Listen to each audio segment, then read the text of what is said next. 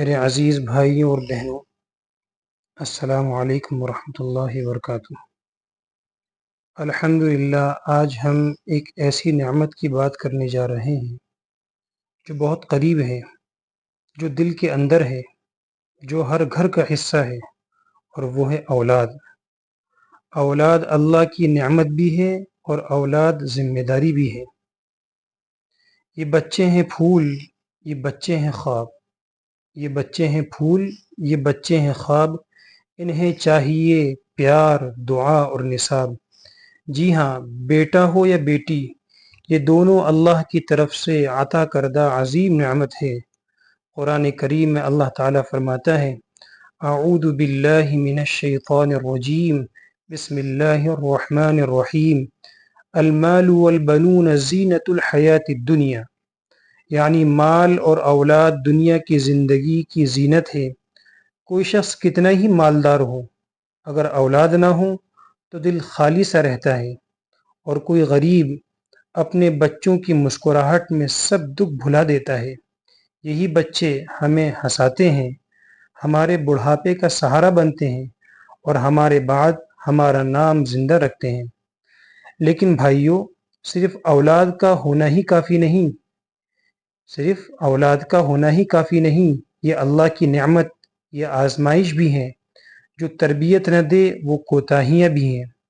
نبی کریم صلی اللہ علیہ وسلم نے فرمایا: تم میں سے ہر شخص نگہبان ہے، اور ہر ایک سے اس کی رعایا کے بارے میں پوچھا جائے گا، یعنی سوال ہوگا۔ کیا تم نے اپنے بچوں کو دین سکھایا؟ کیا تم نے حلال و حرام کی تمیز دی؟ کیا انہیں اللہ سے جوڑا، یا صرف دنیا کی دوڑ میں لگا دیا؟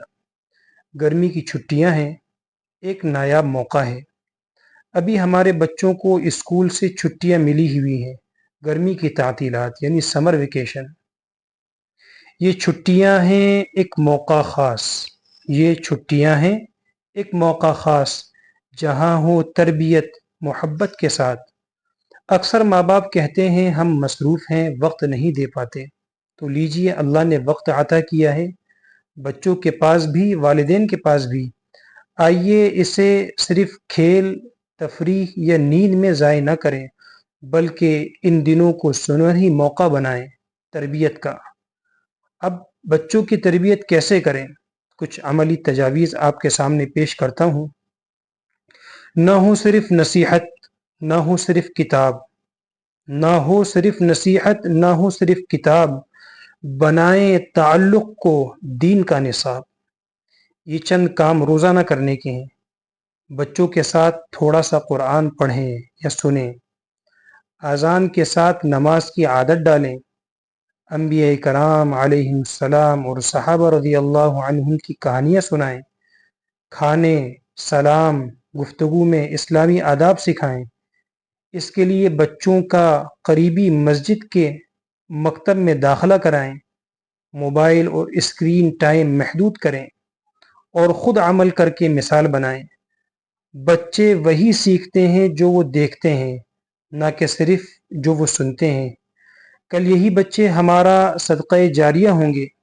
حدیث کا مفہوم ہے، جب انسان فوت ہو جاتا ہے تو اس کے عمل ختم ہو جاتے ہیں سوائے تین کے: نمبر 1 صدقہ جاریہ، نمبر 2 ایسا علم جس سے فائدہ ہو، نمبر 3 نیک اولاد جو اس کے لیے دعا کریں۔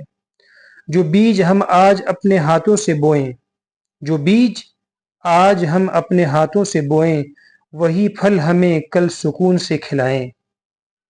تو آئیے سوچیں، ہم کیسی فصل اگا رہے ہیں، کیسا بیج بو رہے ہیں، اور کیسا مستقبل تیار کر رہے ہیں۔